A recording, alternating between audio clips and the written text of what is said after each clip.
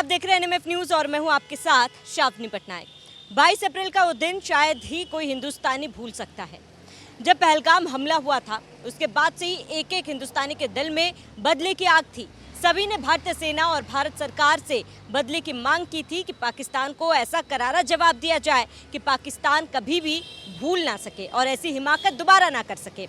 ऐसे में भारत सरकार की तरफ से कई कड़े फैसले पाकिस्तान को लेकर लिए गए थे, जिनमें से एक बड़ा फैसला था सिंधु जल संधि को रद्द करना। जब से सिंधु जल संधि रद्द हुआ है तब से ही पाकिस्तान बिलबिलाया हुआ है। लगातार कभी धमकी दे रहा है तो कभी गिड़गिड़ा रहा है कि भारत सरकार अपने इस फैसले को वापस ले, क्योंकि आपको बता दें कि सिंधु जल से पाकिस्तान के 80% खेती निर्भर होती है। लेकिन अब हम बात करते हैं इंडस डेल्टा की। पाकिस्तान में इंडस डेल्टा की स्थिति काफ़ी ज़्यादा ख़राब होती जा रही है। वो इंडस डेल्टा जिससे आधा से ज़्यादा पाकिस्तान निर्भर है, खेती निर्भर है, इसके साथ ही मत्स्य पालन भी निर्भर है। लेकिन अब स्थिति दिन प्रतिदिन खराब होती जा रही है और शायद इसी को लेकर भी पाकिस्तान ज़्यादा बौखलाहट में है।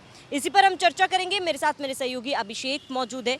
अभिषेक, सिंधु जल संधि रद्द होता है तो पाकिस्तान की बौखलाहट, बिलबिलाहट हमने सबने देखी है, लेकिन अब पाकिस्तान की स्थिति अब धीरे धीरे और ज़्यादा खराब होती जा रही है। जिस हरे भरे इंडस डेल्टा की हम बात कर रहे हैं उसकी तस्वीरें पूरी तरीके से बदल चुकी है। क्या केवल सिंधु जल संधि कारण है कि इसके पीछे अन्य कारण भी है? सिंधु जल संधि भी कारण है और समुद्र का बढ़ता हुआ जल स्तर भी कारण है, और सबसे बड़ा कारण है पाकिस्तान की सरकार, पाकिस्तान की सेना। देखिए, जो काम मतलब सरकार जो होती है वो किस लिए बनाई जाती है कि आपके जो लोग हैं, जिन लोगों ने आपको चुनकर भेजा है, उन लोगों की जो मूलभूत सुविधाएं हैं कम से कम आप उनका तो ख्याल रखें। लेकिन पाकिस्तान को तो आतंकवाद को पालना है, मरने वाले आतंकियों को 1-1 करोड़ रुपए देना है। लेकिन इस डेल्टा के पास जो लोग रहते थे वो अपना पक्का मकान नहीं, एक बांस का घर भी बना सकें, उसके लिए भी सरकार के द्वारा उन्हें सहायता नहीं दी जा रही है। ज़मीन वो वहाँ से कहीं और जाकर बस जाएं, कहाँ जाकर बसें, सरकार के द्वारा कुछ सुझाया जाए या कहीं विस्थापित किया जाए, नहीं। वो जो वहाँ मछली पालन किया करते थे, जहाँ का मछली पाकिस्तान के बहुत बड़े हिस्से में जाता था, वो अब कैसे अपनी रोजी रोटी चलाएंगे या फिर वो मछली पालन कैसे होगा, कैसे उसे बढ़ाया जाएगा, नहीं पता है पाकिस्तान को कुछ भी। आपने कहा कि सिंधु जल समझौती, सिंधु जल नदी के ऊपर पाकिस्तान की 80% खेती निर्भर करती है। ये बात आपने बिल्कुल सही कही है। लेकिन इसके ऊपर सिंध का जो प्रांत है पूरा और पंजाब का जो प्रांत है, वो दोनों प्रांत खेती के लिए भी और पीने के लिए भी इस नदी पर निर्भर हैं। और खेती जो है पाकिस्तान की जीडीपी में वो 22% का रोल कर निभाती है।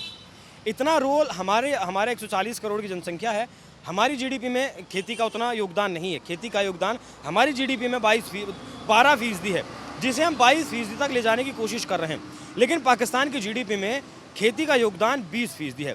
अब जीडीपी कुल $400 बिलियन की है तो क्या ही कहा जा सकता है। अब डेल्टा की अगर बात करें तो जैसे ही भारत ने पानी रोका, भारत ने बांध बनाने की बात कही या फिर भारत ने पानी मोड़ने की कोशिश की, अभी तो बांध की प्रक्रिया में वक्त लगेगा, बांध जब बनेगा पूरी तरीके से पानी रोक देंगे, लेकिन हम धीरे धीरे उस पानी को भारत की तरफ, भारत की नदियों की तरफ मोड़ रहे हैं, जिसकी वजह से आज भारत के किसी मीडिया आउटलेट की रिपोर्ट नहीं है, भारत के किसी न्यूज़ चैनल की रिपोर्ट नहीं है। ये रिपोर्ट है अल जजीरा की, जिसने अपने अखबार में 5 अगस्त 2025 को एक आर्टिकल छापा था, जिसमें यह बताया गया कि जो डेल्टा था, जो सिंधु नदी का पानी आता था, वो वहाँ रुक जाता था।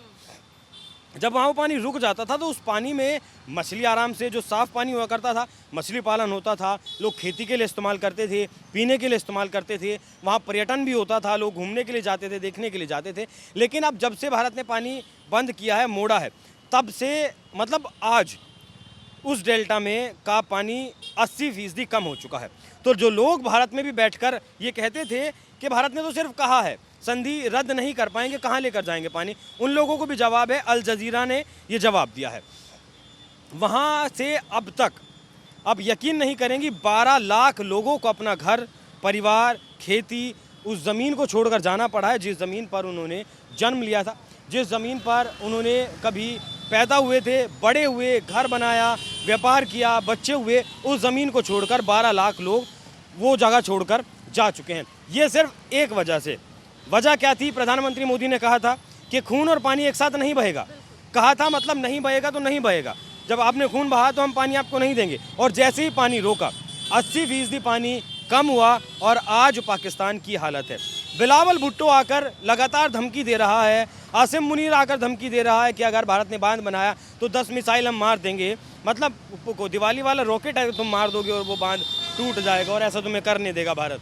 तो इसका फ़र्क पाकिस्तान की अर्थव्यवस्था पर, पाकिस्तान की आम जनता पर पड़ रहा है। इसीलिए ये दोनों बिलावल भुट्टो हो या फिर आसिम मुनीर हो बौखलाए हुए हैं। हैरानी की बात यह है अभिषेक कि जिस तरीके से धमकी पाकिस्तान की तरफ से दी जा रही है और जानकारी जैसे कि आपने दी कि इंडस डेल्टा में कई गांव ऐसे जिनके पास पक्का मकान अभी भी नहीं है, सरकार की तरफ से मदद भी नहीं मिल रही है, लेकिन यही सरकार आतंकवादी के मारे जाने पर मुआवजा देते हैं। हाँ, मुआवजा 1-1 करोड़ का मुआवजा देते हैं, मैंने बताया आपको। और वो क्या नाम उसका आतंकी का नाम मैं भूल गया, अच्छा याद करने की जरूरत भी नहीं है। उसका खुद का मसूद अजहर। हाँ, मसूद अजहर, उसने खुद बयान दिया था कि मेरे परिवार के 10 सदस्य मर गए। तब भी पाकिस्तान की सरकार ने कहा कि ठीक है। अच्छा, मैं कुछ अगर आपको आंकड़ा बताऊं, एक खारो चांद नाम का एक गांव है, वहाँ एक कस्बा था जिसमें जो 40 गांवों से बना हुआ था, 40 गांव। अब जैसे ही सिंधु नदी का पानी कम हुआ उधर जाना, तो समुद्र का जो पानी था वो उधर घुसा, वहाँ घुसा तो वहाँ की जो मिट्टी थी वो नमकीन पानी वहाँ आया, तो एक परत जम गई नमक की जब परत जम गई तो जाहिर सी बात है वहाँ खेती तो नहीं होगी। आज उन 40 गाँवों में एक बच्चा नहीं है, वो पूरा कस्बा पूरी तरीके से वीरान हो चुका है। लगभग 26,000 लोग यहाँ रहते थे और 1900 और अब वहाँ कुछ नहीं बचा है, सब खत्म हो गए हैं। और ये जिन्ना इंस्टीट्यूट के एक अध्ययन में पता चला है कि यहाँ से 12 लाख लोग छोड़कर चले गए हैं। इलाके हैं कहीं हबीबुल्ला, खट्टी, कराची जैसे बड़े शहरों में अब वो पलायन कर गए हैं। तो पाकिस्तान को सोचना चाहिए। अच्छा, वन्य जीवों से और मछली पकड़ने का जो व्यापार था पाकिस्तान की जीडीपी में लगभग 16% का वो योगदान देता था, वो ख़त्म हुआ। खेती वाला ख़त्म हुआ, मतलब 20 और 16 36% का तो ये ख़त्म हो गया है। तो यहाँ पाकिस्तान को सोचने की ज़रूरत है। आसिम मुनीर जैसे नेता ही कहूँगा उस आदमी को, अमेरिका में जाकर भारत को धमकी देने का तो काम करते हैं, लेकिन आप अपने लोगों के जीवन को कैसे बेहतर बनाएं। जिन लोगों का वोट आपने लिया है या फिर जो लोग आपके ऊपर भरोसा करते हैं, भारत से अब युद्ध करके, भारत के खिलाफ बयानबाजी करके आप अपने देश को नहीं चला सकते हैं। भारत आपकी औकात से बहुत ज़्यादा बाहर है। वो आपके साथ अमेरिका आ जाए, आपके साथ चीन आ जाए, आपके साथ कोई भी आ जाए, आपकी औकात से तब भी बाहर है। तो फिलहाल तो 22 अप्रैल के बाद जो कदम भारत सरकार के द्वारा उठाया गया, उसकी वजह से 12 लाख लोगों को ये मार झेलनी पड़ी है और इसका कारण एक आदमी है, आसिम मुनीर।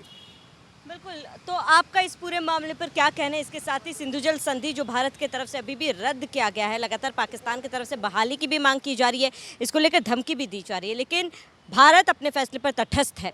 पूरे मामले पर आपका क्या कहना है, हमें कमेंट कर जरूर बताएं। साथ ही बने रहे NMF न्यूज़ के साथ।